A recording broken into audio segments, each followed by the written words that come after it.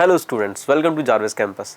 हमने हमारे last video में देखा कि कैसे जॉन गुटेनबर्ग ने प्रिंटिंग प्रेस बनाई और उसका कैसे यूज़ होता है। जॉन गुटेनबर्ग ने 1448 तक इस सिस्टम को यानी प्रिंटिंग प्रेस को एकदम परफेक्टली सीख लिया था और इस पर प्रिंटिंग स्टार्ट भी कर दी थी। उन्होंने जो सबसे पहले बुक प्रिंट की थी वो थी दी बाइबल। उन्होंने इसकी 180 कॉपीज़ प्रिंट की थी और इसको प्रिंट करने में 3 साल लगे थे उन्हें।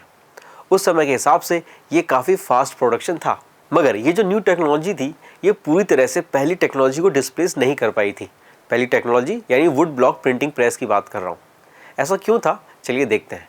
इसके कई सारे रीज़न थे। तो जो पहला रीज़न था वो ये था, मैकेनिकल प्रिंटिंग प्रेस से जो बुक्स बन रही थी वो बिल्कुल उसी तरह से थी जैसे कि मैन्युस्क्रिप्ट्स थी, हैंड रिटन मैन्युस्क्रिप्ट्स।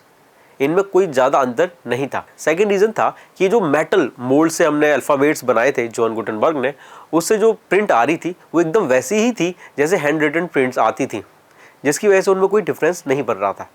इसके अलावा कि जो पेज पे जो मार्जिन होती थी उसको हैंड से बनाया जाता था, जो बॉर्डर्स होती थी उनको हैंडमेड बनाया जाता था, जो इलस्ट्रेशंस हो गए थे, मान लो कोई पेंटिंग आ गई, वो सब भी हाथों से बनाया जाता था। और कई जो रिच पीपल के लिए जो बुक्स बनाई जाती थी उनके लिए कई सारा स्पेस जो था वो खाली छोड़ा जाता था ताकि वहाँ पर वो अपना डेकोरेशन कर सके और दूसरे से अलग दिख सके। तो इस तरीके से जो सेम कॉपीज़ थी वो दो सेम कॉपीज़ सेम नहीं थी, वो टोटली डिफरेंट थी। तो इसलिए ये जो प्रिंटिंग प्रेस नहीं बन रही थी, इसका जो आउटपुट आ रहा था ये बिल्कुल अलग नहीं था। यानी तुम कह सकते हो कि जैसे मैन्युस्क्रिप्ट्स हैंड रिटन बन रही थी, उनमें भी 2 कॉपीज़ में कुछ ना कुछ डिफरेंस आता था, इनमें भी सेम था, इनमें भी डिफरेंस आ रहा था। और इसलिए ये जो न्यू टेक्नोलॉजी थी ये टोटली या पूरी तरह से, इसलिए जो ये न्यू टेक्नोलॉजी थी वो पूरी तरह से पहले वाली टेक्नोलॉजी को डिस्प्लेस नहीं कर पाई थी, क्योंकि इतना डिफरेंस नहीं था।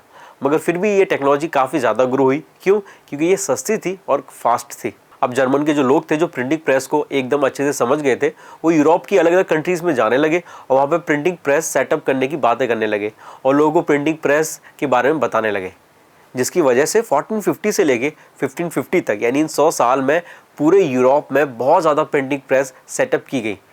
यानी प्रिंटिंग प्रेस जो थी वो पूरे यूरोप में फैल गई।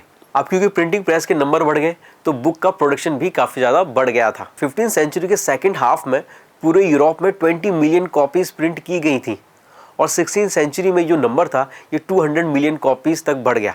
तो आप सोच सकते हो कि प्रिंटिंग प्रेस के आने की वजह से जो नंबर ऑफ़ कॉपीज़ थी, नंबर ऑफ़ प्रिंटिंग बुक्स थी, वो कितनी ज़्यादा बढ़ गई थी। तो इस तरह से जो यूरोप था उसने हैंड प्रिंटिंग से मैकेनिकल प्रिंटिंग प्रेस पे शिफ्ट किया और प्रिंट रेवोल्यूशन लाया।